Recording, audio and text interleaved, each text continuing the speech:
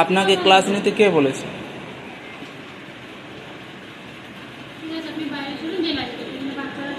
না ঠিক আছে, হ্যাঁ বলুন, আসুন। রাজ্যের প্রাথমিক বিদ্যালয়ে পর্যাপ্ত শিক্ষক শিক্ষিকা নেই। প্রথম শ্রেণী থেকে চতুর্থ শ্রেণী পর্যন্ত শিশুদের শিক্ষাদানের জন্য পর্যাপ্ত শিক্ষকও নেই অধিকাংশ স্কুলে। কোথাও দুজন, কোথাও বা তিনজন শিক্ষককে হিমশিম খেতে হয় বাচ্চাদের পড়াশোনা খাওয়া দাওয়ার জন্য। রাজ্যের সরকারি প্রতিষ্ঠানগুলোতে সরকারের অবহেলার কারণে বাচ্চাদের ভালো পড়াশোনা করানোর জন্য প্রাইভেট নার্সারি স্কুলমুখী হয়েছেন সিংহভাগ অভিভাবক অভিভাবিকারা। এই আবহে নজিরবিহীন ঘটনার সাক্ষী থাকলো পূর্ব মেদিনীপুর জেলার পর্যটন নগরী দীঘার এক প্রাথমিক স্কুল। দীঘার বিলামডির প্রাথমিক বিদ্যালয়ে মোট 2 জন শিক্ষক শিক্ষিকা। আর শুক্রবার প্রধান শিক্ষক অনুপস্থিত হওয়ায় স্কুল চালনায় চিন্তা বাড়ে সহশিক্ষিকার। এই সমস্যা মেটাতেই বাচ্চাদের পড়ানোর জন্য স্বেচ্ছায় বিদ্যালয়ে হাজির হন ইপসিতা যারা নামের গ্রামের এক শিক্ষিতা যুবতী। বাচ্চাদের পড়ানোর সময় অভিভাবকরা বাধা দেন ইপসিতাকে। সুষ্ঠুভাবে তিনি অভিভাবকদের বোঝানোর চেষ্টা করেন, পাশাপাশি বিদ্যালয়গুলির এই অচল অবস্থার কথা, গ্রামের ভেঙে পড়া শিক্ষা ব্যবস্থার কথা তুলে ধরার কথা বলেন প্রতিবারই অভিভাবকদের। জানা গিয়েছে বিদ্যালয়ের প্রধান শিক্ষকের মেয়ে হলেন ইপসিতা যারা। সহকারী শিক্ষিকাকে সাহায্য করার জন্য পঠন পাঠন যাতে ঠিকভাবে হয় তার জন্য ইপসিতা প্রধান শিক্ষকের অনুমতি সাপেক্ষে এসেছেন বলেও জানান। এই ঘটনার ভিডিও ইতিমধ্যে ভাইরাল হয়েছে সোশ্যাল মিডিয়ায়। ভিডিওতে সহশিক্ষিকা জানান, একার ক্ষেত্রে সকল বাচ্চাদের দেখভাল করার ক্ষেত্রে অসুবিধা হয়, তাই ইপসিতা এসেছেন, পড়াশোনার ক্ষেত্রে সুবিধা হয়েছে বাচ্চাদের। শিক্ষকের অভাবে বন্ধ হয়ে পড়ছে প্রাথমিক বিদ্যালয়গুলি। 1-2 জন শিক্ষক থাকা বিদ্যালয়গুলিতে ধীরে ধীরে কমছে ছাত্রছাত্রীর সংখ্যা। পরপর অন্ধকারের দিকে এগোচ্ছে শিক্ষা ব্যবস্থা। এমন সময় প্রাথমিক বিদ্যালয়গুলোতে যদি ইপসিতারা স্বেচ্ছায় পড়াতে চান তাহলে তো সমাজেরই ভালো, আগামীর ভবিষ্যৎ আরো উজ্জ্বল হবে। সমাজের শুভবুদ্ধি সম্পন্ন মানুষরা এই বিষয়ে ইপসিতাকে সাধুবাদ জানান। তারা বলেন, শিক্ষার বিকিরণে মুছে যাক অশিক্ষার আধার, বাধা নয়, গ্রামের মানুষের উচিত তাকে আরো উৎসাহ দেওয়া। প্রত্যেকটি অন্ধকারে দীপ জ্বালানোর জন্য এই সমাজে ইপসিতাদের খুব দরকার। সকল ইপসিতা এগিয়ে আসুক একটা সুন্দর সমাজ গড়ার লক্ষ্যে। আচ্ছা ম্যাডাম, আমি একটু আসছি। আপনি কি স্কুলের শিক্ষিকা? তাহলে আপনি ক্লাস নিচ্ছেন?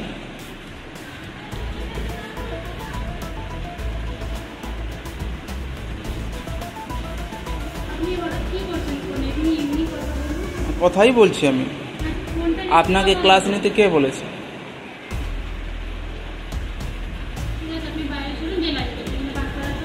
না ঠিক আছে, হ্যাঁ বলুন, আসুন।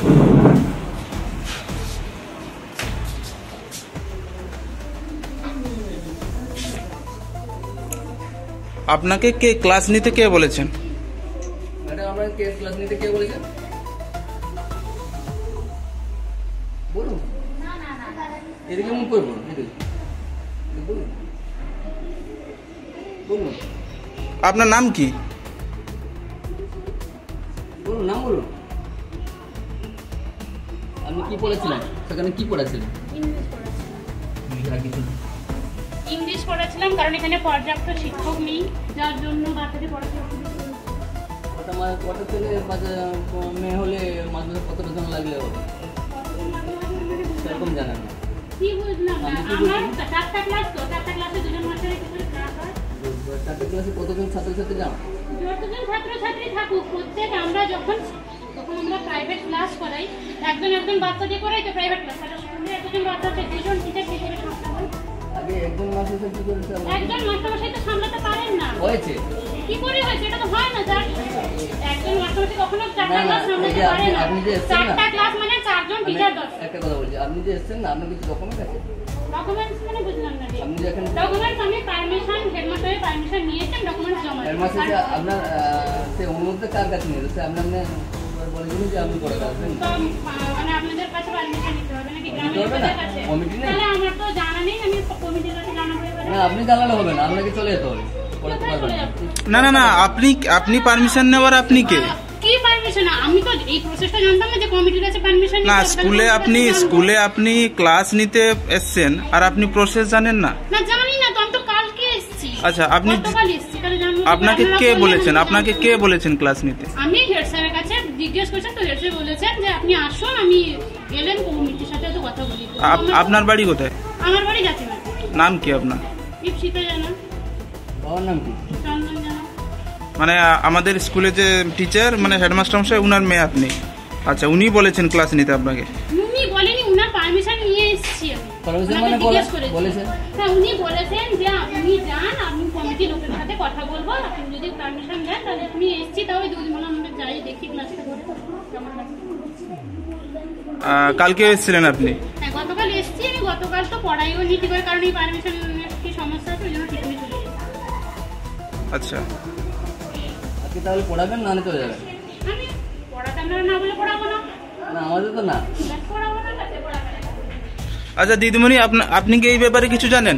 হ্যাঁ, আমিও বলেছি কারণ আপনাদের আমারও তো অসুবিধা হচ্ছিল, তো দুটো ক্লাস মেনটেন করা, ধরুন স্যার নেই, একা আমি, তো ওকে এমনি জাস্ট বলা যে তুই একটু হেল্প করতে আয়, আমার তো সাহায্য করতে আয়। আজকে ছাত্রছাত্রী কত তার হয়েছে? জন্য যে সমস্যাটি তৈরি হয় আমি না বলেছি। হেডমাস্টার মশাই জানেন তাহলে এই ব্যাপারটা? স্যারের পারমিশন নিয়েই তো মানে ও এসছে। নিশ্চয়ই যে একটা ইনস্টিটিউটের হেড আছেন, ওনার পারমিশন ছাড়া তো কিছু হবে না, এটা না। আচ্ছা আচ্ছা। উনি যেহেতু জিনিসটাকে মেনেছেন, তো ঠিক আছে, আপনি যখন একা সামলাতে পারবেন না, কিন্তু বাচ্চাদের স্বার্থে। আপনি একটা কথা নিশ্চয়ই ভালো করে জানেন, হ্যাঁ। হেডমাস্টার মশাই ছুটি নিয়ে গেছেন, গেছেন তো। উনার পরিবর্তে কি উনার মেয়ে কি ক্লাস নেওয়ার জন্য কি কিছু আছে? আছে কোনো রুলস আছে? কিছু আছে? উনি কি নিতে পারেন? মানে সত্যি কথা বলতে কি, বাচ্চাদের স্বার্থের জন্যই আমি বলেছিলাম আচ্ছা। যে হ্যাঁ আসুন। ধরুন ও সেই ক্লাসটা মেনটেন করলো, আমি এদিকে দেখলাম যে ব্যাপারটা কি হবে, যখন কঠোর কঠোর ব্যাঘাতটা করবে না।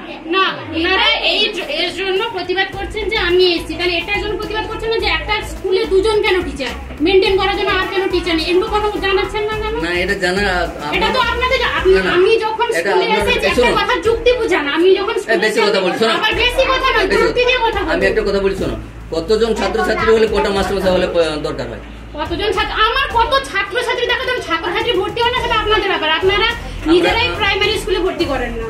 কি করে করবে? আরে কি করে করবে? মাস্টারমশাই 12টার সময় যদি আসে, কোনো চাবি মারা হবে, একটা ছেলে তো টাইমেই তো আসছে, মাস্টারমশাই 12টার সময় কখন আসছেন? আচ্ছা শুনুন, আপনি ভালো করে জানেন না? আমরা গ্রামে থাকি, আমরা জানি স্কুলের হেডমাস্টার মশাই কটার সময় স্কুলে আসেন, কখন স্কুল থেকে বেরিয়ে যান, সেটা আমরা ভালো করে জানি। আচ্ছা, তাহলে ঠিক আছে, মাস্টারমশাইকে বলবেন আপনি। 12টার আগে কোনোদিনও উনি স্কুলের গেটে মানে পা রাখেন না, ঠিক আছে?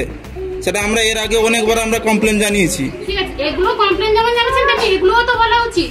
কি বলবো? সবকিছু যখন পরিকাঠামো আপনারা ঠিক করতে চাইছেন যে একটা স্কুলে দুজন টিচার কেন, তাহলে বাচ্চা আমাদেরকে যখন আমরা একটা নার্সারি স্কুলে পড়াতে যাই, প্রত্যেকটা সাবজেক্ট তো প্রত্যেকটা টিচার থাকে। আপনি নার্সারি স্কুলে পড়াতে যান?